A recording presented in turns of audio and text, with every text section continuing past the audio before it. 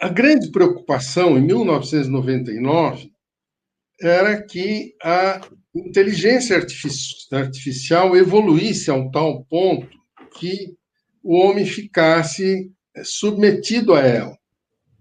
E aí, a inteligência artificial, por ser um mecanismo de domínio, de controle, ele acabaria conduzindo a humanidade sem que a humanidade percebesse. Então, a humanidade estaria vivendo uma ilusão, achando que ela faz as suas próprias escolhas. No entanto, ela recebe os estímulos através da inteligência artificial e acaba vivendo em função dos estímulos que ela recebe, seja de sexo, procura de dinheiro, enfim, entretenimento e todas essas coisas que a televisão de massa propicia, né? A internet, quando chegou, nos tempos atuais, ela procurou mudar a mídia de massa e introduzir uma mídia que cada um busca o que quer, cada um tem livre escolha, cada um usa a internet de acordo com o seu livre-arbítrio. E a gente está vendo que a mídia de massa está tentando abafar de qualquer jeito a mídia individual pela internet. Isso já acontecia em 1999. Só que o filme, ele prevê uma situação 200 anos depois, ou seja, em 1199, 1200, daqui 200 anos, vai, menos 10, menos 20. Então, o pressuposto nesses 200 anos é que não haveria internet individual e que a mídia de massa dominaria a população a tal ponto em que o homem não teria mais razão para viver, porque ele estaria totalmente dominado pela mídia de massa. Então, estaria vivendo sob o domínio de uma inteligência artificial. As poucas pessoas que despertaram para a percepção de que estava sendo controlado por uma mídia coletiva, essas pessoas, então, criaram um foco de resistência. Estou falando do enredo do filme de uma maneira de fora, né? Essas pessoas criaram uma resistência à mídia de massa e aqueles que se libertaram conseguiram fazer naves para viajar para fora da Terra, de tal modo que ficasse fora do alcance da mídia de massa. Então, essas naves eram seres despertos. E a esperança, a expectativa desse pessoal desperto, que estava fora dessa matriz, era de que houvesse alguém lá na humanidade que também despertasse e conseguisse esclarecer a humanidade para que ela se libertasse dessa escravidão da inteligência artificial. Isso é o resumo da ópera. Aí quem faz o papel de... Aí veja só, a metáfora que eles usaram no filme é a própria metáfora do Evangelho.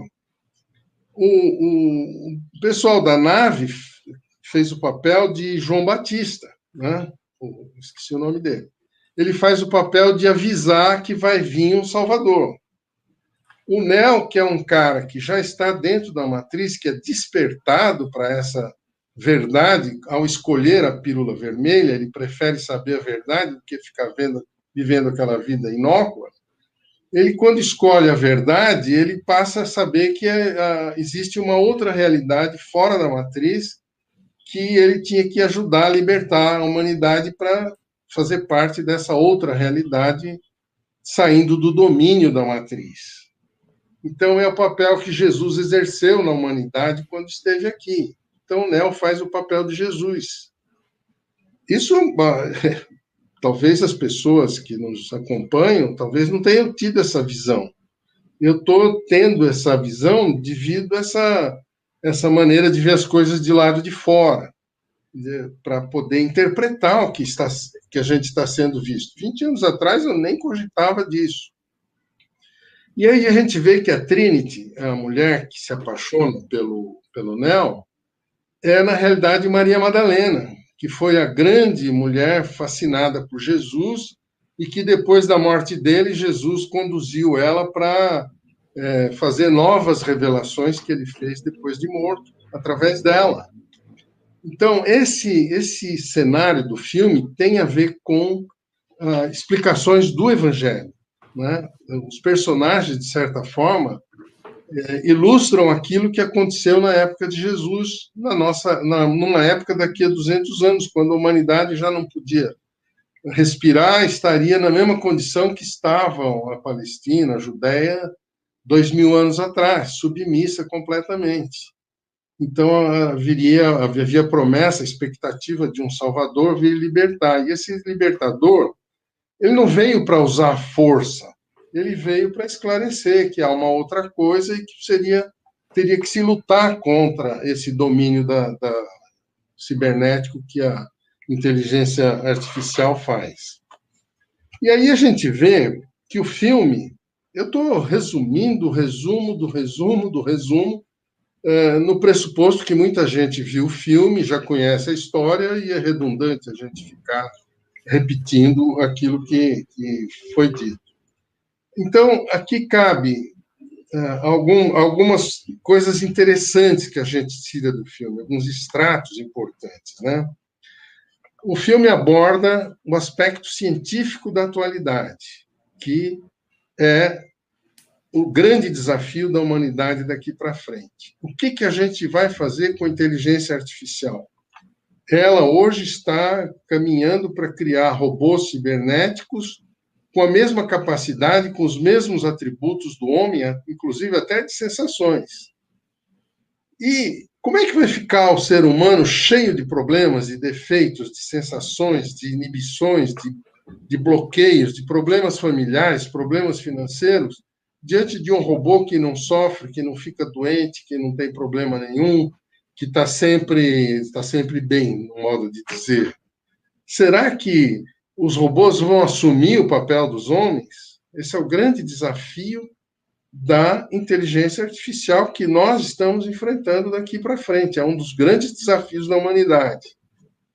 Aí surge uma pergunta que tem a ver com talvez um outro programa. Como é que é a vida extraterrestre? Ela é cibernética ou é humana? Né? Mas não cabe agora a gente se aprofundar nisso. Mas esse é o grande aspecto científico do filme, além das questões de tecnologia, de viagem através das dimensões, através do tempo, tantas tecnologias que já são conhecidas hoje, que são utilizadas na confecção do filme, de maneira muito interessante até. O americano, para fazer filme, é um espetáculo, né? Eles conseguem trazer em poucas imagens conhecimento científico de alta profundidade, né? De grande profundidade. Agora, um outro aspecto do filme que a gente já viu que tem um aspecto evangélico, tem um aspecto espiritual evangélico, tem esse aspecto que é científico, mas tem um outro aspecto que a gente nota no filme, que é a questão filosófica, porque o filme Matrix, ele tem uma conexão intelectual muito forte com a caverna de Platão, que é um filósofo anterior a Jesus, 500 anos antes, 2.500 anos atrás, e que ele falava do mito da caverna.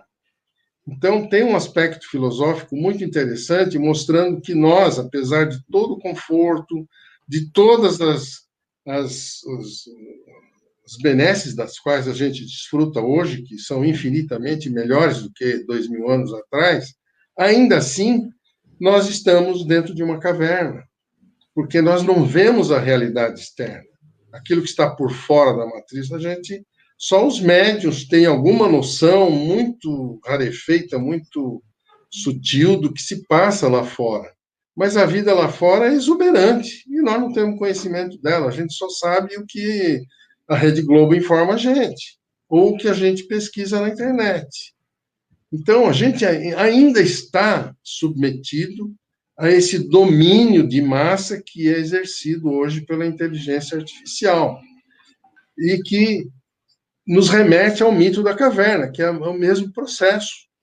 Na caverna, o homem não sabia o que se passava fora dela. Foi preciso alguém sair e falar: opa, tem coisa lá fora, a coisa é diferente, a realidade é outra coisa.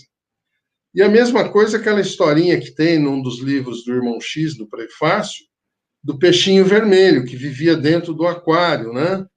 E aí o peixinho vermelho, muito magrinho, saiu por meio das grades da represinha lá, que retinha os peixes, e foi navegando pelo rio, chegou no mar, no oceano, e viu a imensidão do oceano, e aí resolveu voltar lá para o aquário, onde eles estavam represados, para avisar os seus companheiros do que existia lá fora. E ninguém acreditou. Pô, não existe nada lá fora. Não existe nave extraterrestre, não existe seres de fora, não existe espíritos de luz, não existe vida em outros mundos, não há nada disso. O que a gente tem é o que a gente enxerga. A vida é a realidade que a gente vive, o resto não interessa, nem interessa saber se existe. Essa é a nossa realidade.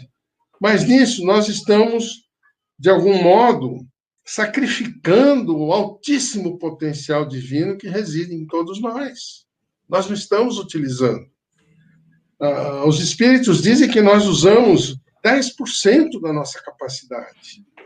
Nós não emitimos uma luz suficiente para nos iluminarmos. E aqui o filme também remete a isso, né? De a gente produzir a própria luz, porque os seres humanos que estão no filme, eles conseguiram sabotar as fontes de energia que alimentavam a energia para a inteligência artificial, na expectativa de que elas se desmanchassem sem energia.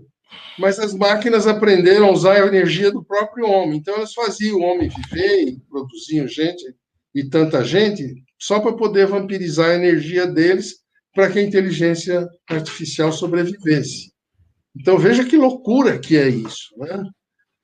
Mesmo que se a gente termine com as fontes de energia, a inteligência artificial sobrevive das nossas energias humanas. Daí eles manterem a gente vivo, como escravos.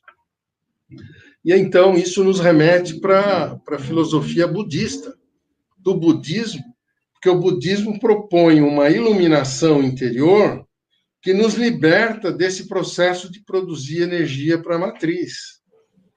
Então, quando a gente acende a luz do espírito, que é acima da velocidade da luz, a gente sai fora da matriz sem sair do lugar. Então, esse é um processo também que o filme aborda de forma muito sutil, mas é a questão da iluminação dos seres, né? É uma forma de libertação, não é só aquela que Jesus propôs, olha, morrendo que se nasce para a vida eterna. É possível também se libertar da matriz no exato momento em que nós estamos vivendo, se a gente conseguir vibrar numa frequência mais alta do que essa frequência de massa que nos domina o tempo todo, que nos causa medo, que impacta as nossas sensações, as nossas emoções o tempo todo, e a gente não tem tempo de respirar. Então, é um processo verdadeiro, feito com tecnologia, através do filme. E tem esse aspecto também da luta, né, do ser humano, que é uma luta, às vezes, por mais tranquila que seja uma pessoa, por mais espiritualizada que seja, dentro dela tem uma luta permanente, que é a luta que o filme mostra de uma forma externa, mas ela é interior. A luta que a gente tem entre o ser, o ego nosso dominado pela matriz, e o espírito que quer se libertar dessa matriz. Porque o espírito é de outra dimensão, é de outra realidade, e ele quer voltar para lá. Só que a gente oprime o espírito, ele fica preso conosco. Então, esse é um fator complicador. Agora, tem um aspecto aqui que eu estou com muito receio de entrar nele. Eu acho que a gente podia fazer talvez uma pausa, ver se tem alguma questão que a gente possa interagir com os nossos amigos, com os ouvintes, com o próprio pessoal da redação, o Márcio. Nós temos... Esse aspecto que eu talvez queira entrar, mas estou com muito medo, possa deixar para depois de A gente vê o que o pessoal está mais interessado. Nós temos uma pergunta aqui, já de um ouvinte no chat, e algumas perguntas já da produção. Vamos colocar a pergunta do Luiz Antônio Romani. Legal. A inteligência artificial pode e vai ler ou vai ter, eu não estou entendendo aqui, estudar, pesquisar, descobrir e entendendo que existe o mundo espiritual. Pergunto, essa inteligência artificial pode invadir e dominar o mundo espiritual? Não. Aí entra bem o que está no nosso tema do título do nosso trabalho, da nossa reunião. A dimensão espiritual, ela transcende tanto a realidade física, transcende a realidade da inteligência artificial, da robótica, da cibernética, ela transcende, inclusive, o plano espiritual terrestre. O espírito está para além do plano espiritual que envolve o nosso universo inteiro. O espírito vem de um outro universo, de uma outra realidade na qual vive o Pai Celestial. É outra coisa. O que nós temos aqui, que se submete, de certo modo, à inteligência artificial, é o nosso ego, que a gente confunde como sendo o espírito. O ego é a nossa consciência, mas não é o nosso espírito. O nosso espírito está para além do ego. É outra coisa, é outra realidade. Então, o espírito jamais será dominado por qualquer forma produzida pelo homem. E nós sabemos que a inteligência artificial é produzida pelo próprio homem. O homem está criando um ser que vai dominá-lo, se continuar nesse ritmo. Que já criou, já é fato. Mas vai acabar o quê? A gente vai nascer, o nosso ego vai nascer dentro de um robô? Muito complicado os desafios que nós temos pela frente, né? Como é que nós vamos reencarnar na frente? Se a gente estiver no plano espiritual terrestre e escolher entre um corpo físico humano que sofre, que dói, que sente, que tem necessidade, que precisa comer, precisa isso, precisa aquilo, tem tantas necessidades, ou a gente vai encarnar num robô que não precisa nada disso? Então, são grandes os desafios que nós teremos no futuro.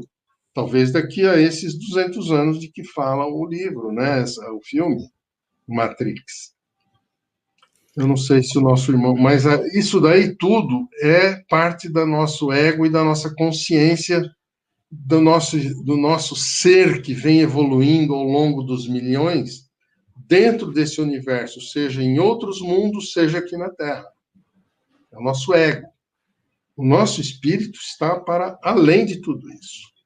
Então, é outra realidade. O espírito vibra numa frequência acima da velocidade da luz. E, portanto, ele não se submete à luz. A luz submete o nosso ego, submete o nosso corpo, submete tudo que nós vivenciamos, mas não submete o espírito. O espírito vibra numa frequência superior à da luz.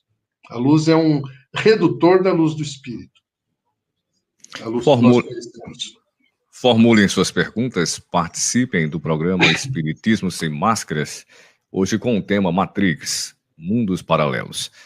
Temos mais uma pergunta do ouvinte Adriano. Podemos dizer que a arte, a exemplo do filme Matrix, nos prepara para o futuro que iremos vivenciar?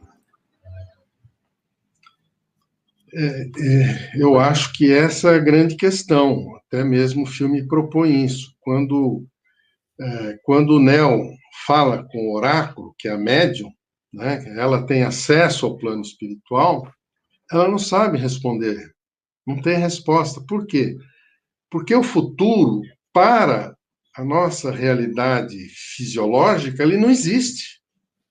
Ele tem que ser construído. E essa construção decorre das escolhas que nós estamos fazendo nesse exato momento.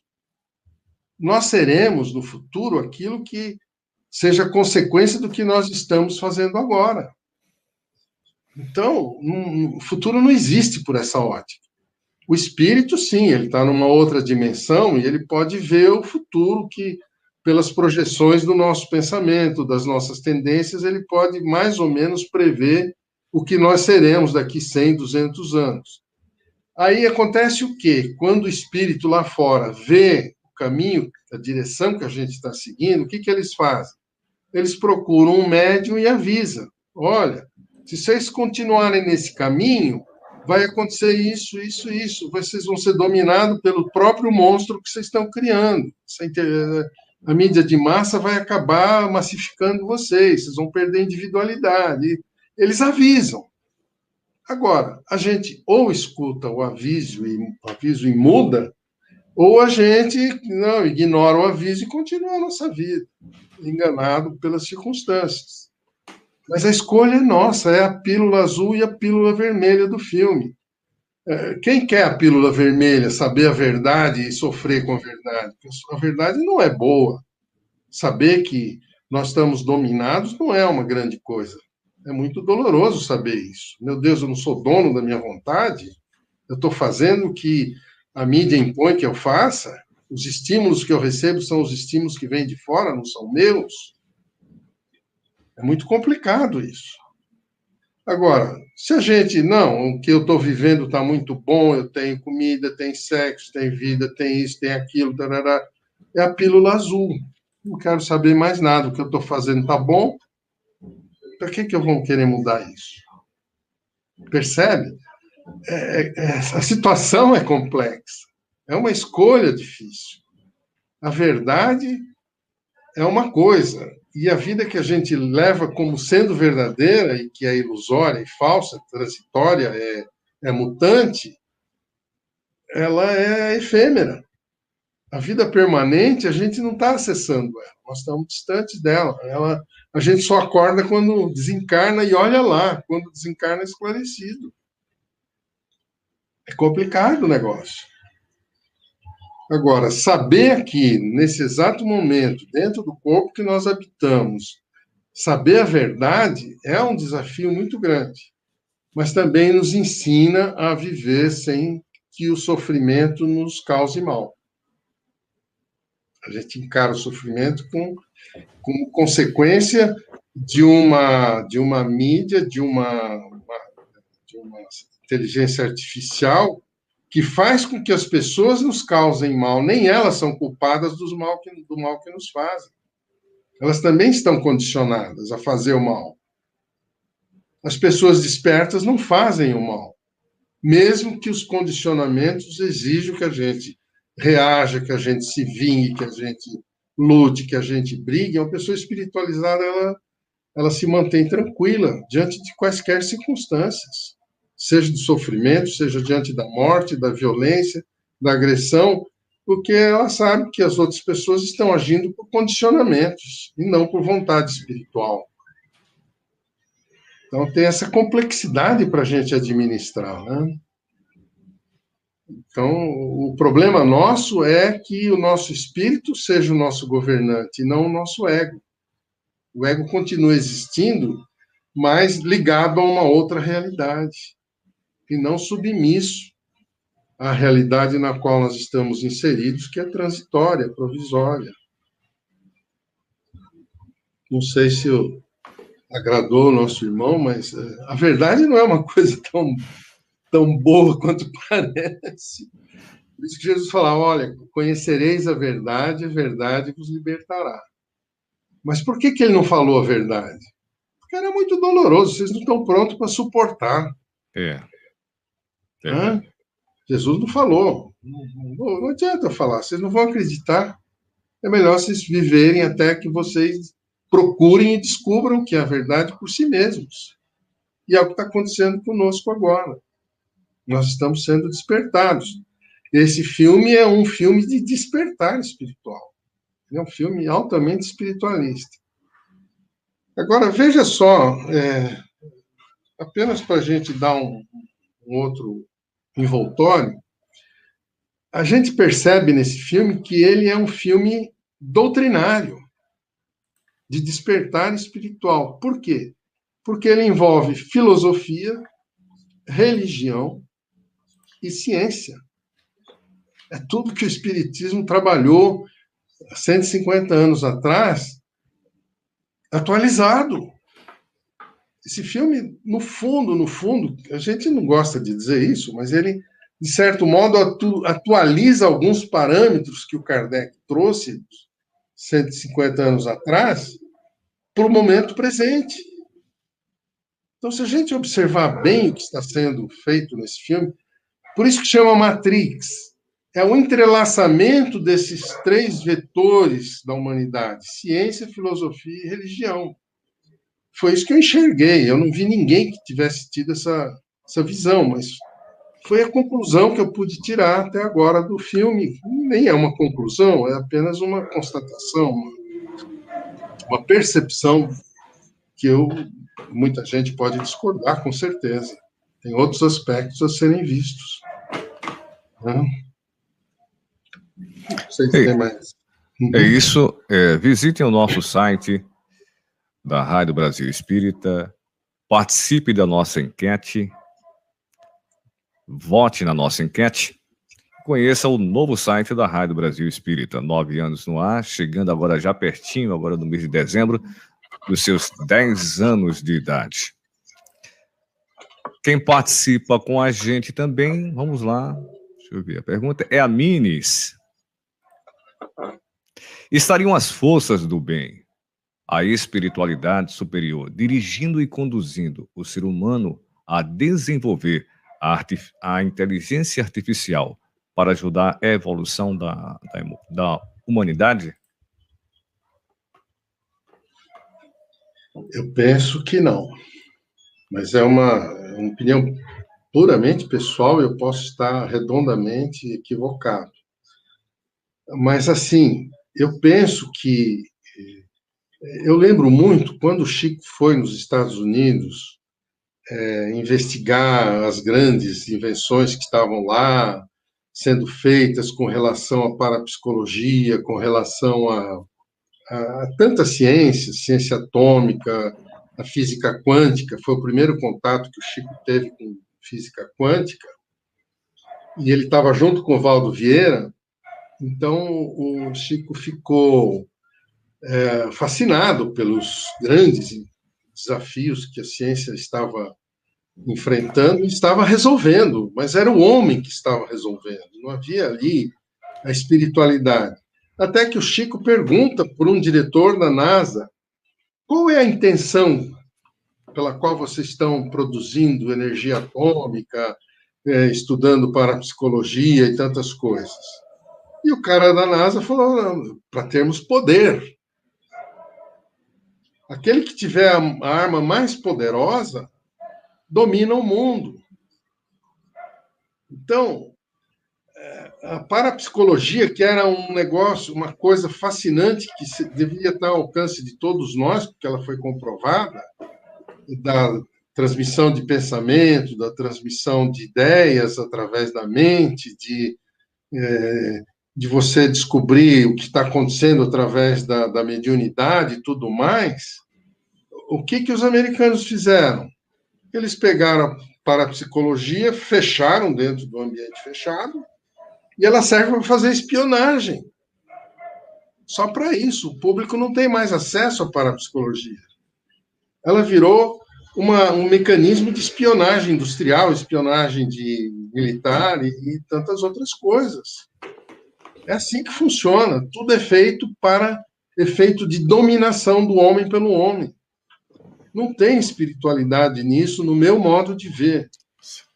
A espiritualidade pode tentar ajudar, mandando mensagem, fazendo advertências, escrevendo um livro como essas meninas escreveram, alertar a gente para essa Matrix, mas quantos estão interessados em sair da Matrix? Você vai contar nos dedos. Dá para contar nos dedos, porque não é fácil e não é gostoso. Custoso e doloroso. Eu não sou pessimista, não. Eu sou altamente otimista. Em algum momento, essa matriz vai se dissolver. A matriz, no meu modo de ver, ela está funcionando para a humanidade como um casulo. E dentro do casulo você tem a humanidade na condição de lagarto. Esse lagarto, uma hora, vai querer voar, vai querer romper o casulo para ver outras coisas. Vai virar borboleta. Mas isso depende de nós. Os espíritos não têm como nos ajudar nisso. Eles não podem quebrar o casulo de fora para dentro. Somos nós que, do mesmo modo que a lagarta quebra o casulo para sair voando, e não pode quebrar antes dela estar pronta, a humanidade está sendo conduzida desse mesmo modo. Nós que temos que romper com isso. Mas quantos estão interessados? A gente vê a mídia e fala, pô, quem que está certo, a internet ou a mídia? Quem é fake news? Um fala que é um, é o outro fala que é um. E a gente tem que escolher a pílula vermelha ou a pílula azul. Complicado o negócio. A vida é feita de escolhas. Não tem como. Mas a maioria vai onde sopra o vento, onde é mais cômodo. Ah, se o mundo for nessa direção, eu vou ser sustentado, para quê? Não vou precisar trabalhar, para que eu vou me esforçar? Melhor deixar esses caras tomarem conta. Mais fácil viver como um marionete. Agora, viver de forma livre, de ter liberdade de expressão, liberdade intelectual, liberdade espiritual, isso custa muito caro, é um preço altíssimo a pagar. É para poucos. Para poucos. Mas chegará um dia que a humanidade inteira vai querer se libertar pelo exemplo dos poucos, como foi o caso de Jesus, como foi o caso de Buda, como foi o caso do Chico Xavier, como foi o caso de Kardec e tantos outros, que vieram trazer luzes para a gente interpretar a matéria, não se subordinar a ela. Você está participando do programa Espiritismo Sem Máscaras. Eu estou recebendo Alfredo Narra, de São Paulo. E você pode continuar formulando suas perguntas. Um abraço a todos que nos acompanham através do chat do YouTube, como também através do chat do Facebook e da fanpage. Participação do Luiz Messano. Afora as confusões da semântica, a essência, a consciência eterna que somos, independe do aparato estrutural onde venha a habitar, se imantar? Habitar, perdão. Onde vem habitar ou se imantar.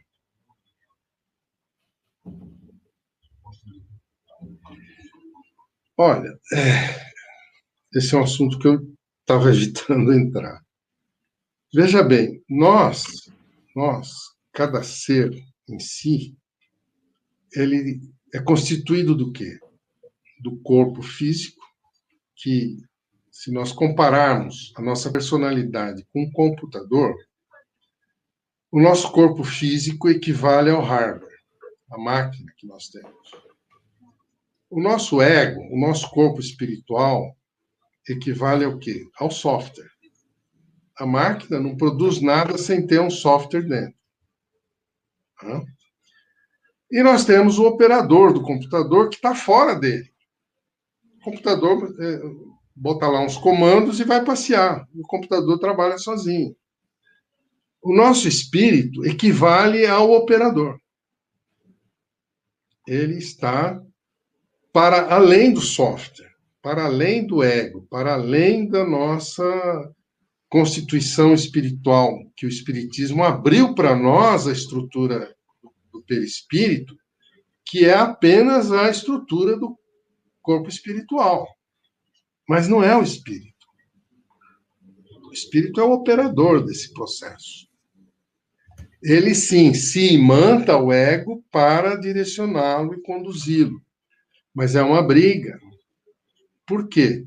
Porque o espírito é livre, ele vem de uma outra realidade.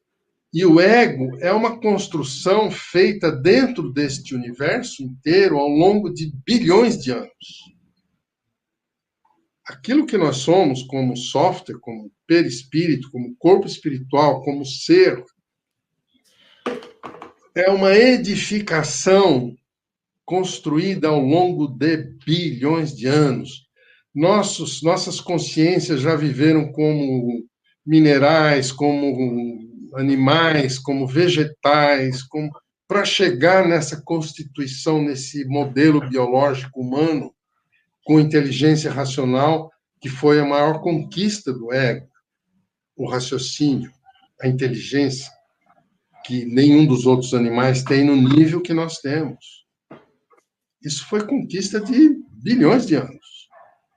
Mas isso não é o espírito. Percebe? Agora, o espírito briga com essa consciência construída dentro desse universo. Esse aqui é o grande drama da gente. Então, a gente ou ignora o espírito completamente e condiciona o espírito a obedecer o nosso ego, e a gente faz o que quer, ou a gente medita, a gente entra em outra frequência vibratória mais elevada e entra em sintonia com o próprio espírito para saber o que ele gostaria que nós fizéssemos para nos libertarmos disso aqui. Quem é que está alinhado com o próprio espírito? Quase nenhum de nós. Nós não temos consciência dele. Nós temos consciência do nosso ego, daquilo que nós somos, do acervo de experiências que nós vivemos no passado, das reencarnações passadas. Tudo isso está no nosso inconsciente, na nossa consciência ególatra. O espírito, ele é sempre o mesmo, sempre partícula do Pai Celestial, que é uma outra realidade.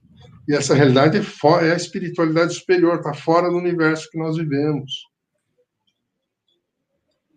O universo que nós vivemos é uma construção inferior.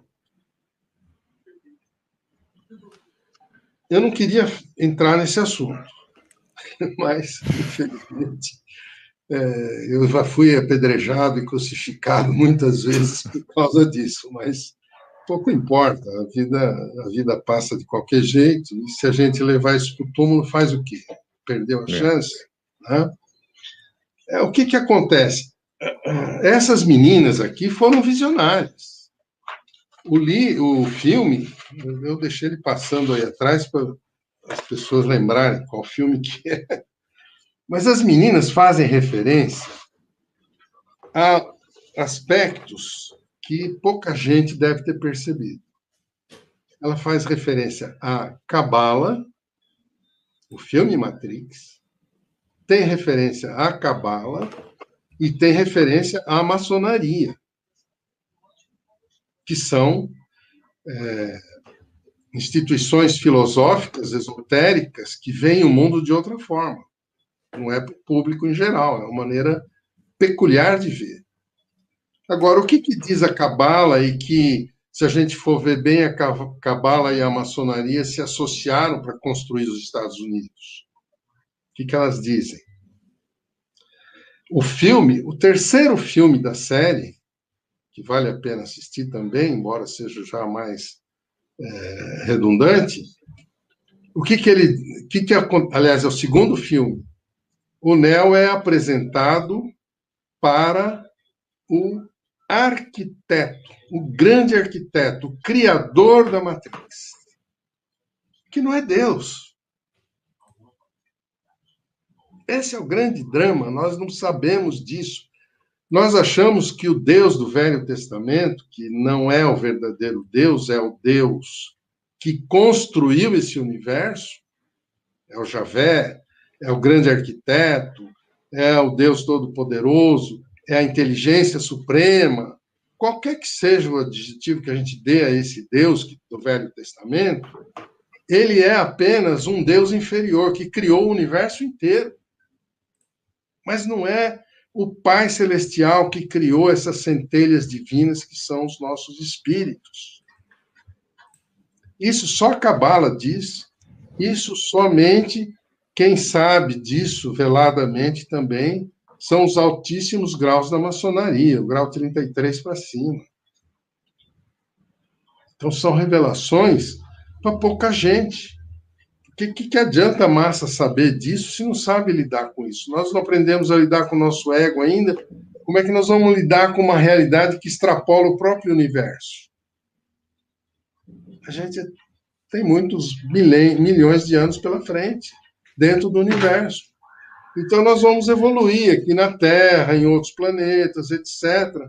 Mas a busca da verdade é a busca do espírito. Quando a gente descobrir o espírito e o papel dele dentro desse universo, aí a gente fica em paz e é livre. O Luiz Messano, ele ainda continua ainda. Transpor essa condição estrutural biológica egóica, dominada e induzida, nos causa medo da transformação? Não deveria. Não deveria.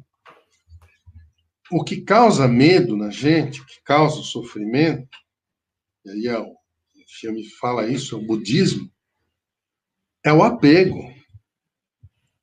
Todo sofrimento nosso vem do apego, da expectativa de resultado, dessa nossa busca pelo retorno. É isso que dá medo, medo de perder, medo de não alcançar o resultado, medo de se desapegar das coisas, medo de se desapegar de um parente que está morrendo, medo de se apegar dos nossos afetos queridos. A gente tem medo de tudo. Quem perde esse medo e sabe que nada nos pertence, nem nossos filhos, quem perde esse medo, acabou o problema. Se desapegou de tudo, não sofre mais por nada. Sofrimento acaba. Você fica absolutamente... Não fica insensível, não. Você fica acima das circunstâncias. Você domina as circunstâncias. Você ajuda a resolver as questões dessas circunstâncias sem se deixar dominar por elas. Você é o senhor delas. É diferente. E aí você tem condição de ajudar. O que adianta você querer ajudar uma pessoa que sofre se você sofre junto com ela? Como é que você vai salvar uma pessoa que está morrendo afogada se você morre junto com ela? Isso não é ajuda. Nós temos que estar com controle emocional nosso, sob domínio nosso, para poder ajudar. Nós temos que estar em condições de ajudar. Não é aquilo que se diz por aí, não, a gente tem que primeiro gostar de si mesmo. Não é que gostar de si mesmo, é controlar as suas próprias emoções. É ter domínio sobre as suas emoções, domínio sobre o seu processo mental, sobre a sua forma de raciocinar. É isso que funciona. E aí você está pronto para ajudar qualquer pessoa em quaisquer circunstâncias.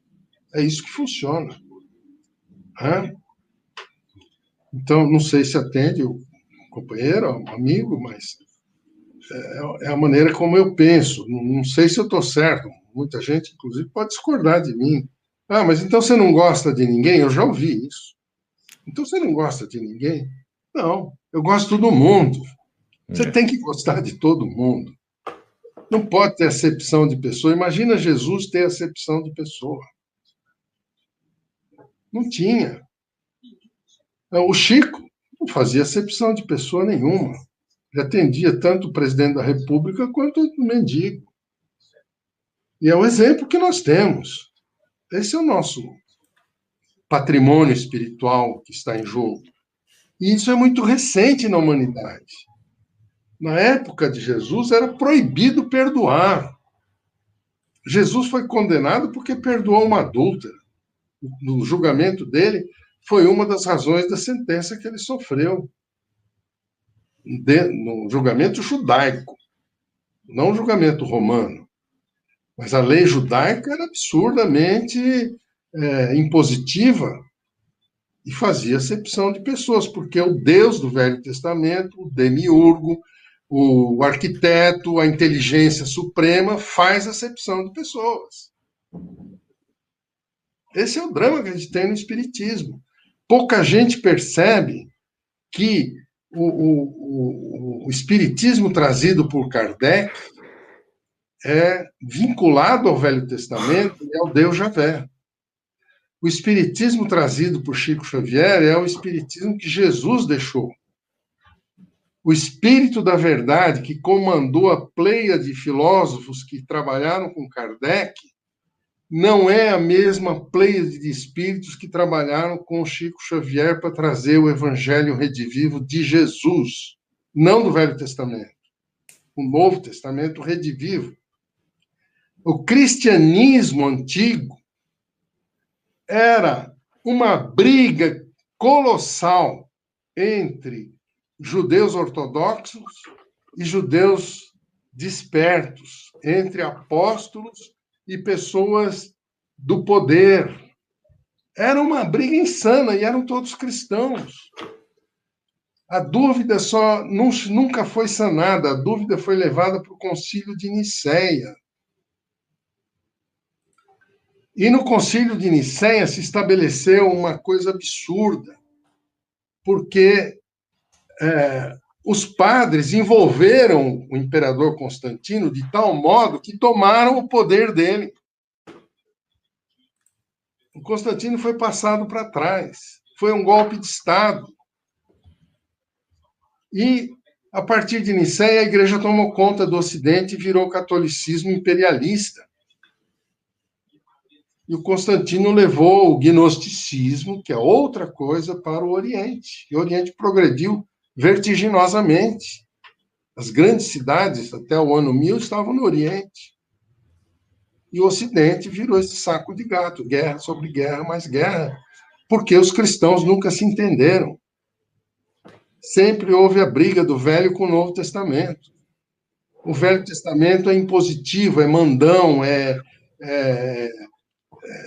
pune, castiga, causa temor, causa medo, é uma matrix. Quem criou a matrix foi o Deus do Velho Testamento. Jesus veio salvar a gente dessa matrix. Mas quem aceita Jesus de verdade? A gente quer que Jesus se submeta ao Velho Testamento. Porque aí a gente fica confortável, a zona de conforto. É muito complicada essa questão. Não é um assunto para a gente... Isso é teologia, né? A gente vai discutir isso, mas é muito sério o assunto, muito grave, é muito complicado. Mas a gente tem que começar a pensar, porque daqui a pouco, se a gente continuar nessa lassidão moral, nessa vai dar valsa, as máquinas vão tomar conta. É óbvio. E não tem nada a ver com espírito. Né? Para nós, vai ficar o quê? Entretenimento. Não vai ter emprego, não vai ter nada. A única coisa de ganhar dinheiro é com prostituição, sacanagem, roubalheira, corrupção. É o que sobrou. É verdade. Não é? É muito complicado o negócio. É isso aqui em Maceió, são 23 horas.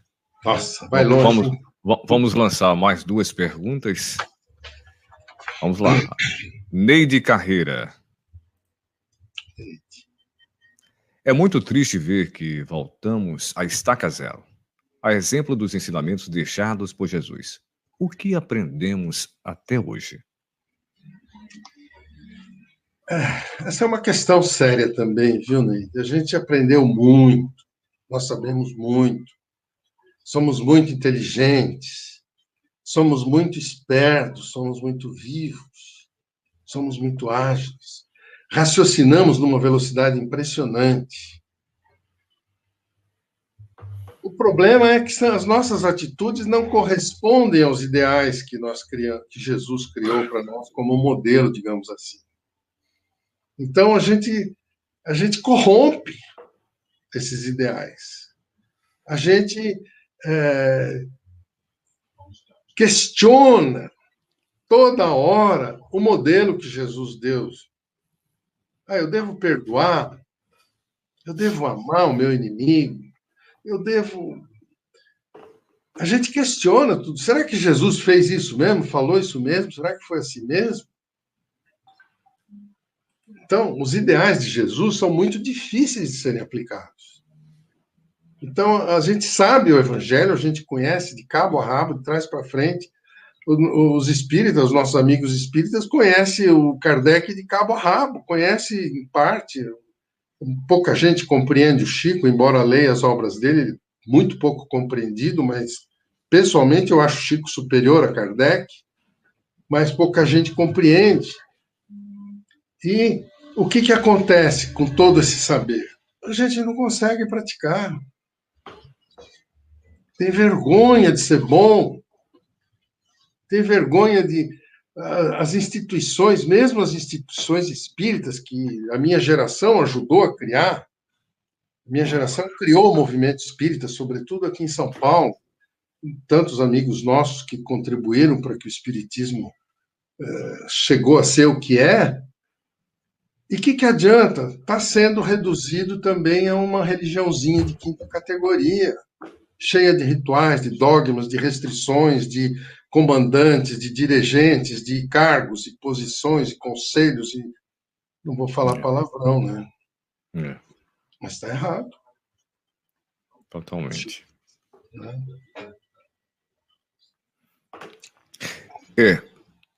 Vamos à última participação, que é do Horácio. Horácio de São Paulo. Se não mudarmos, então estamos a caminho de sermos dominados, enquanto encarnados pelas inteligências artificiais, já que ninguém de fora e espiritualidade vai interferir? Como é que a mentira e a falsidade nos domina? A gente, quando ouve uma fake news, uma mentira a primeira vez, a gente... Isso é bobagem, é falso. Mas quando você repete uma mentira, de manhã até a noite, como faz a televisão, chega uma hora que a tua resistência emocional não aguenta. Você fala, pô, dane-se, seja o que eles quiserem. Eu não tenho força sozinho para mudar isso. Então, a inteligência artificial, que é a mídia de massa, televisão de massa, ela impõe a vontade dos que estão por trás dela, do establishment, que comanda, que controla o consumo que a população tem que fazer para sustentá-los. Então, a mídia, ela tem esse poder. É o quarto poder. E é muito eficiente, é muito eficaz. Foi e tem sido, mas, de certo modo, nas eleições de 2016 para cá, a verdade começou a aparecer por baixo do pano, na internet. Só que agora a mídia está acabando com a internet. Está dizendo que tudo que está na internet é fake news. E aí, de tanto falar isso, a gente vai deixar de acreditar na internet. Então é muito complicado. Manter a sanidade mental diante de uma mentira sistematicamente imposta não é simples, não é fácil. Ou você não assiste mais nada e passa a pensar livremente, estuda através dos livros, através dos grandes sábios, e você procura os grandes mestres, e você procura elevar sua frequência vibratória, sua meditação aos níveis mais altos, e buscar as inspirações superiores, ou não tem jeito, você vai se submeter a isso. Não vai ter como. Na hora que chegar aí tem que tomar tal vacina, você vai ter que tomar. Complicado o negócio.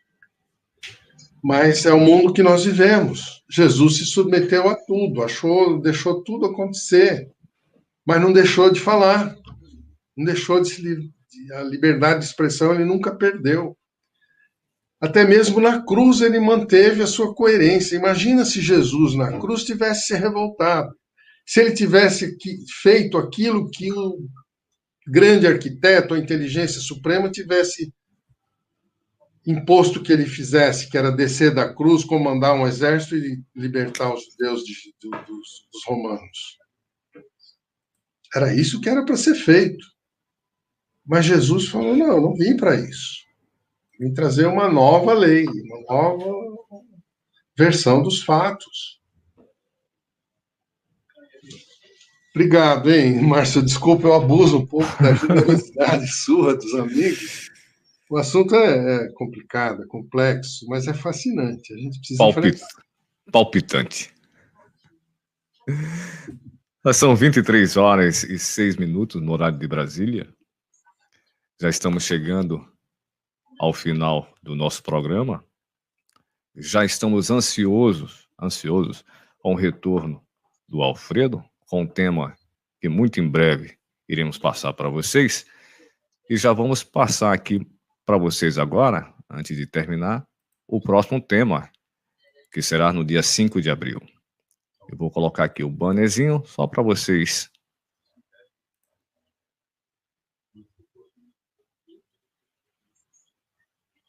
Criogenia. Qual a visão espírita? E quem vai participar é o Dr. Carlos Alberto de Sergipe e Tono Sarmento de Alagoas. As suas últimas considerações, Alfredo. O programa de hoje foi excelente e você, como sempre, nota 10. E é uma alegria sempre participar com a gente aqui do programa Espiritismo Sem Máscaras. Márcio, eu sou muito feliz de estar com vocês, agradeço muito o convite de vocês, a nossa Neuzinha, que eu adoro. Eu sou muito grato pela oportunidade de a gente poder, antes de desencarnar, poder deixar pelo menos um pouco do que a gente aprendeu nessa vida, né? Fico muito grato pela oportunidade. Um forte abraço, um beijo no coração de todos os que nos ouvem, de todos vocês que nos deram essa oportunidade. Muito obrigado. Vocês escutaram e assistiram o programa Espiritismo Sem Máscaras. Dia 5 de dezembro estaremos de volta com mais um programa. Beijo no coração de todos. E lembrando sempre aquela frasezinha que eu deixo no final. E lembrando que a história não tem fim. Continua sempre e mais sempre que você responde sim, a sua imaginação e a arte de sorrir a cada vez, mas a cada vez que o mundo lhe diz não.